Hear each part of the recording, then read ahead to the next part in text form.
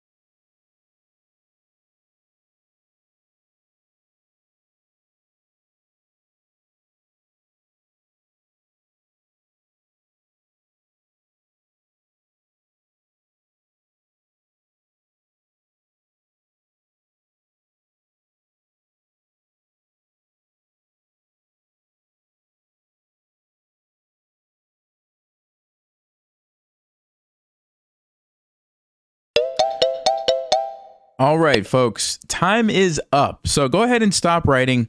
And I just want to go ahead and be honest with you. I don't feel like I finished in 5 minutes. Like, I feel like I had a lot more to do. And if you felt that way, that's okay. My paper was just getting started. And if you're wondering, it should look something like this. I know it's hard to kind of see that, but basically you list out all the different moves and then you branch out. And like I said, I didn't get nearly as far as I wanted to, although it's not quite fair because I already, like I said, knew the solution, so I was kind of just messing around with it a little bit there. But the point is, you should have something written down, and you should have thought through the position a little bit. Now, what I'm going to do is show you what the analysis of a Grandmaster would probably look like. Now, the 5-minute time is debatable. They would probably spend more time than that in a longer time control game. Like if they had an hour on the clock, they're probably going to spend more than 5 minutes. That being said, this is what you should have had something similar to. Ready for this? That, my friends, is the analysis that a Grandmaster would consider. And if you're having trouble reading that because it's so tiny, well, that makes sense. It's a lot. All right, so I'm going to move this over here. I'm going to shrink it down. I'm actually going to show you what these lines are. And I realize that's really hard to see. I apologize, but I'm going to show you on the board, okay? So the first thing that a Grandmaster would consider after Queen H5 is, okay, what are the options for the king? And you really only have 4 options, 1, 2, 3, 4. And he would start calculating with 1, then move on to the next one, move on to the next one, move on to the next one in a very organized fashion. See, a lot of people, when they're calculating, they're just kind of random, like, well, maybe the king moves here, and then you look at some moves and you kind of think about something, it seems pretty good. And then you're like, all right, let's, what if the king moves here? And then maybe you even forget that you didn't consider this move, or you didn't consider this move, right? Because you didn't do it in an organized fashion. So you have to be very systematic. Okay, but look at some of these lines that the Grandmaster would consider. If the king goes to, let's say, E7, he's going to bring the rook over with check, and now we have a branching off. The king could go to D6, D7, or D8. What if the king goes to D6? Well, he's probably going to notice you could play bishop to F4 check, forces the king back. You can come in with the queen, and then after this, you can come down with the rook, and then there's actually a really nice checkmate here. You could have also taken the queen and probably win, but this is a really beautiful one as well. Grandmaster's going to see that. Okay, cool. He's going to go back and say, all right, that looks pretty good, but in this position, the king didn't have to go to D6. The king could have went to D7. What am I going to play against that? Oh, well, probably now queen check. King comes up, check with the bishop again, and then I can go here and win the queen. That looks good enough for me to win the game, and maybe they stop calculating at that point. And they're going to go back and say, but all I did so far was check these 2 spots. What about king to D8? Well, let's see what happens there. I'm going to come in with the check. I'm going to go in and check with the bishop. He's going to block, though. Do I have anything here? Ah, yes. Rook comes down. That's actually checkmate, taking advantage of the pin. Very nice. So that looks pretty good. But all that we've done so far is look at 1 out of 4 options. Okay, so let's go back. What about king to E6? Does this actually change anything? And after rook to E1 check, you'll notice that the king has to go here, which is going to be the exact same line that we just looked at. Cool. We can mark that off of our list. All right, it seems like it's not too bad so far, but wait, we've only analyzed 2 out of the 4, and now is when it starts to get tricky when the king comes over here. These actually are more involved. Let's take a look. King to, let's start with G7 because this is the easier of the option. Initially, you might think about queen to G4 check. The king moves. Looks like there's probably like a perpetual check there, but is that good enough? Wait a second. Maybe we have a better move here. And the Grandmaster's probably going to notice. Bishop to H6 check. After the king goes back, we can go check. You can't block because you take with the queen, so the king has to come here. Rook comes down with check. Queen comes in, and then you capture here. This is going to lead to a checkmate. Okay, great. So that looks pretty good. So far, so good, but now where it really gets tricky because we have to analyze king to G8.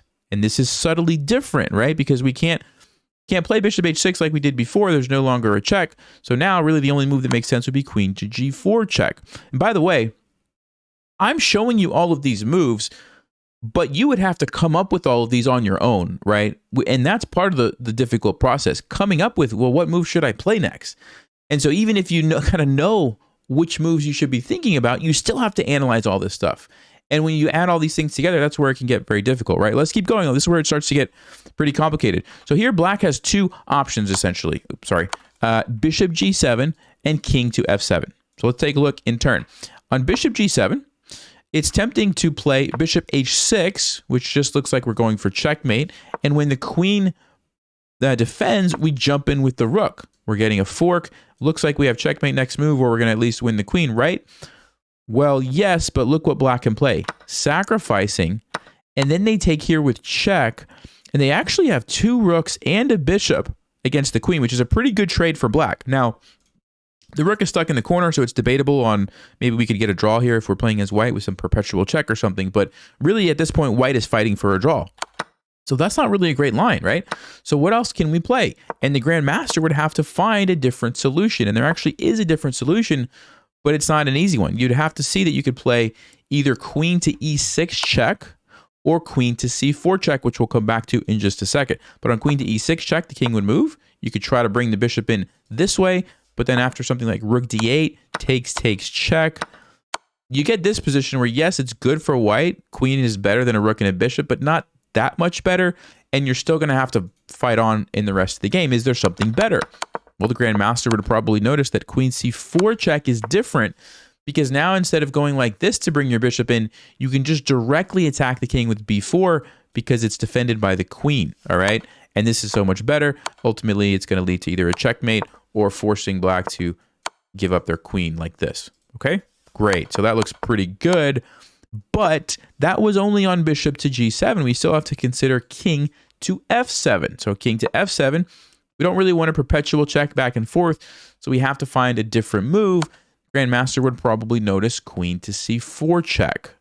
And then what's going to happen here? Well, again, we have a branching, right? The king might run to the e8 to try to run this way. We have to figure out what do we do there.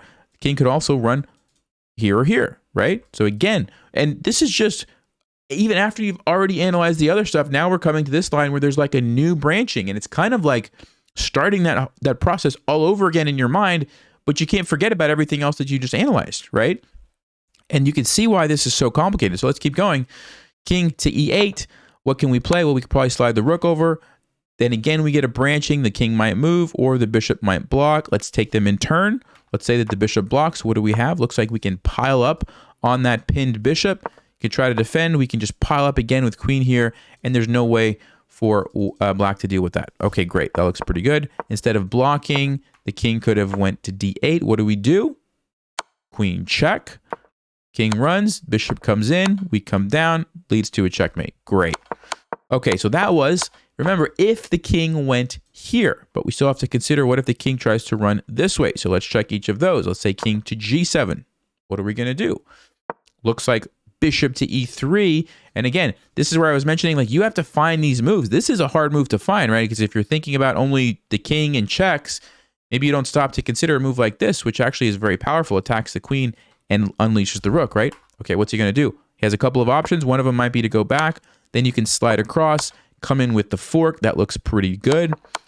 Instead of queen back there, he might consider queen to b4. Then you have to find this, followed by this, followed by this, followed by this. And you might say, okay, at this point, I can stop analyzing. Surely there's going to be a checkmate.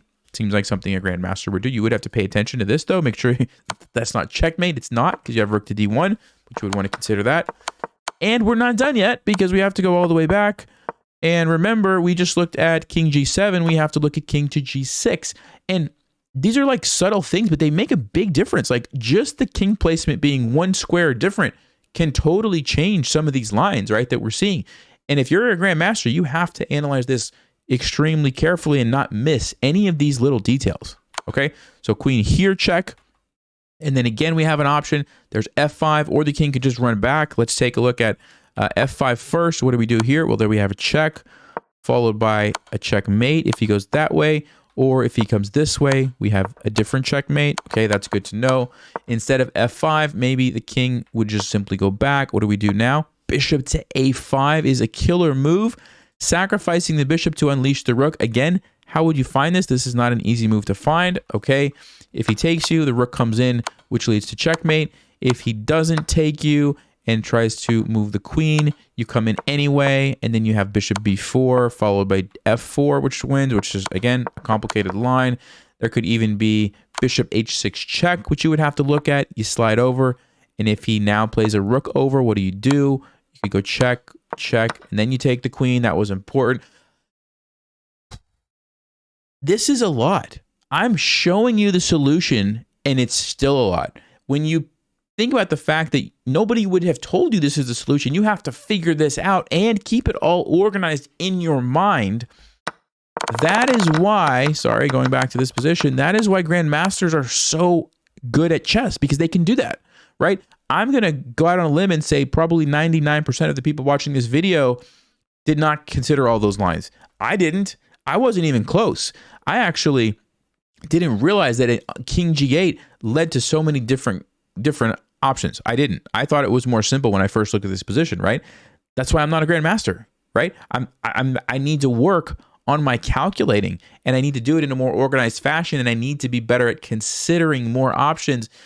And yeah, so I hope that this kind of gives you an idea of what exactly do grandmasters think about, and how do you stack up. Please, guys, let me know your feedback. Let me know how you did. If you want to see more like this, like I said, it came from the book Think Like a Grandmaster. I'm not making this up on my own. Fantastic book.